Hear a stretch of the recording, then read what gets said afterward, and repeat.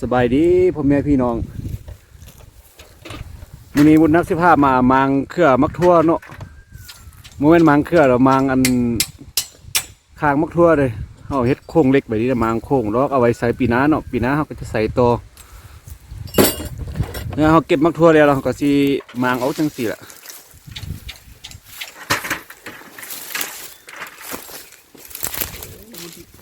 เอาได้ขึ้นมางจังซี่แล้วว่ามึงเนี่ยฟาดมาโบเลโฮมึงแล้วอ่ะมันเวลาน้อยเนาะนะเวลาจักตัดถักมาซื่อๆนี่ดำชั่วโมง2 ชั่วโมงนั่นแล้วตัวนี้เขาก็จะจับไปซื้อเนาะพี่น้องเนาะเขาจะเอาเบี้ยไว้เฮ็ดจิบจับไปซื้อนี่เขาตอกลิ้มมันออกแล้วก็มันก็ออกนั่นนะเขาเนี่ยมันจะมีลิ้มในตอกลิ้มมันออกเขาก็ปลดออกจังสีเนาะง่ายตัวเป็นเหล็กเส้นยาวๆนี้มันก็ซุบตัวกันไปนะพี่น้องเนาะซุบอันเขามาหมดเลยเขาก็จะทอดบัดนั้นนะ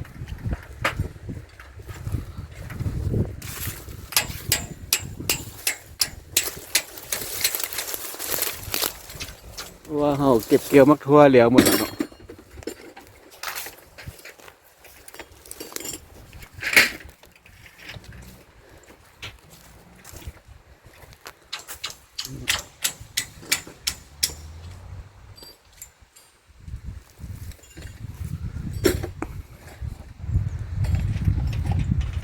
เพิ่นจะเซอร์เล็กเฮ็ดนะพี่น้องเนาะมันจึงบ่ดกแพงเลยพี่น้องเล็กนึงนะเดี๋ยวว่าเส้นหนึ่งเส้นละ1,000 เยนมันก็นี่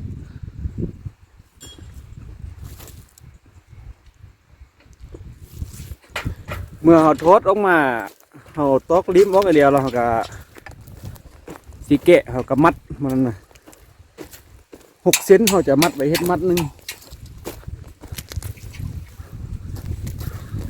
นี่เขาจะมัดแบบนี้นะพี่น้องมัดไว้แบบนี้นะ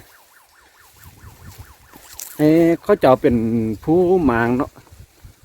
ระบุนักกาสิเป็นผู้ยิงน็อตเพราะว่าเขาเอาน็อตจับเด็ก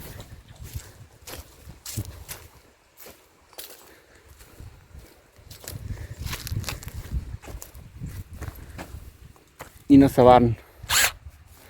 บุนักกาจะเป็นผู้ยิงน็อต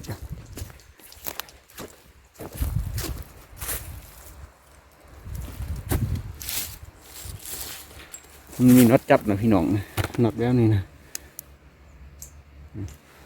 มันโตกันวันนี้มันไม่ออก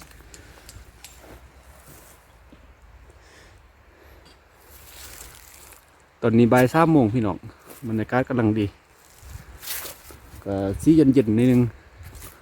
ใบไม้ก็เริ่มเป็นสีเหลืองสีแดงหมดแล้วพี่น้องที่เขาช่วงฤดูหน้าหนาวยังเป็นทางการเมื่อเดือนนี้เดือนหน้านี่ก็เขาหน้าหนาวยังเป็นทางการแล้วแค่เอาเกตบุญนักอยู่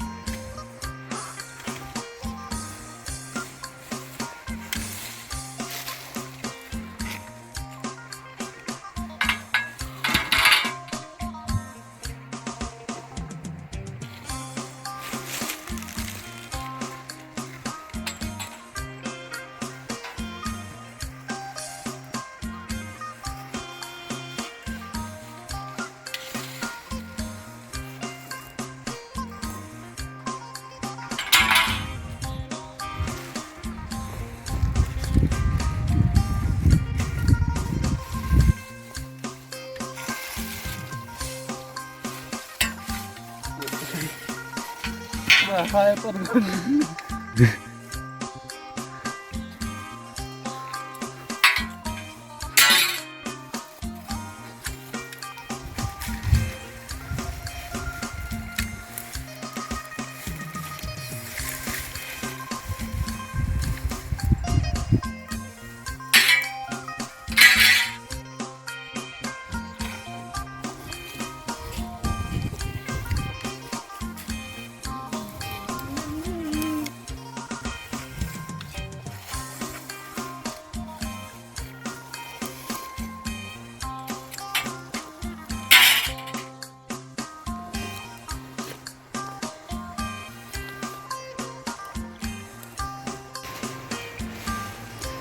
เนาะหลังจากเฮามางโค้งมาแล้วเราก็ห้ำเครือมันเนาะนี่ห้ำเครือเอาลุมปุ่มอยู่ข้างกลางแล้วมื้ออื่นตอนเช้าเฮาสิจุดเนาะคันจุดตัวนี้ยานไฟมันแห้งโพดอันนี้เฮาก็สิลอกผ้าย่างออกเนี่ย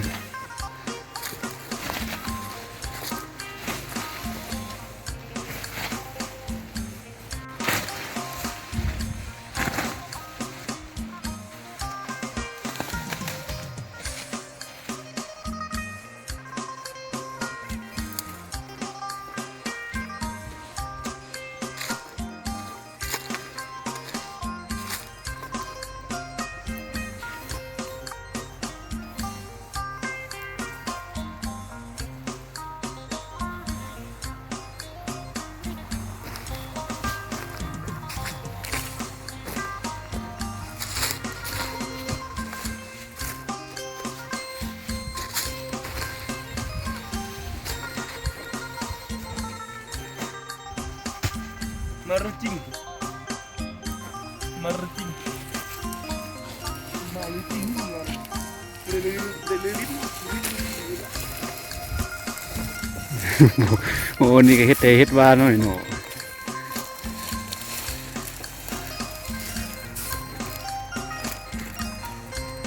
ตัดพะย่างพี่น้องพะย่างมันอยู่ใน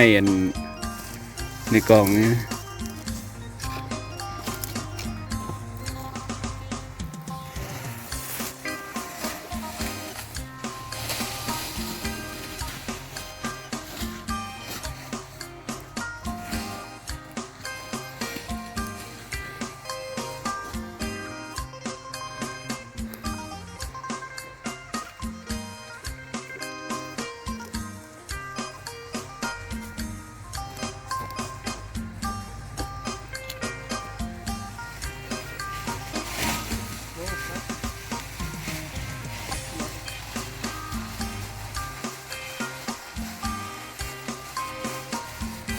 นี่วิธีการทำพะย่างเนาะ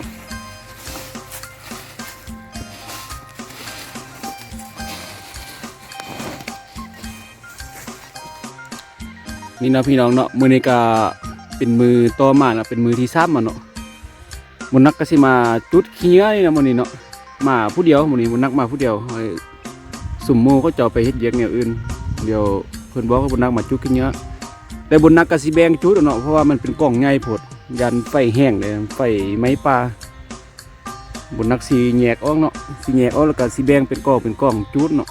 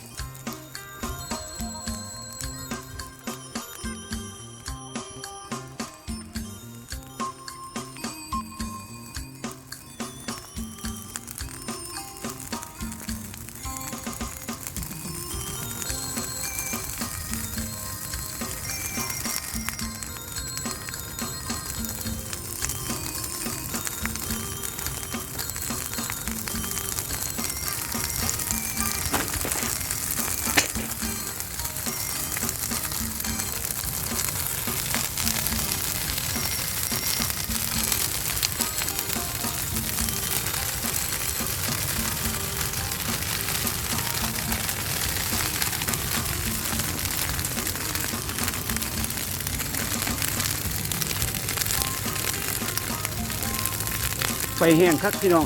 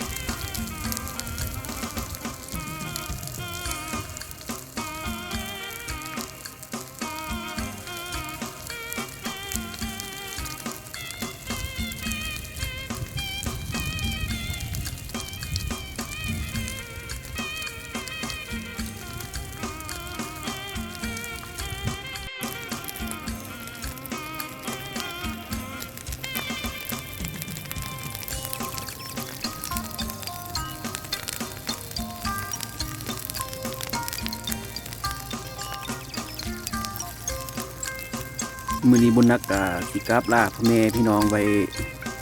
เพียงเท่านี้เนาะเดี๋ยวมาเบิ่งติดตามกับบุญนักว่าคลิปหน้าบุญนักสิพาพ่อแม่พี่น้องเฮ็ดหยังเนาะมื้อนี้บุญนักอยู่ขี้เหยอะแล้วบุญนักสิกลับเนาะ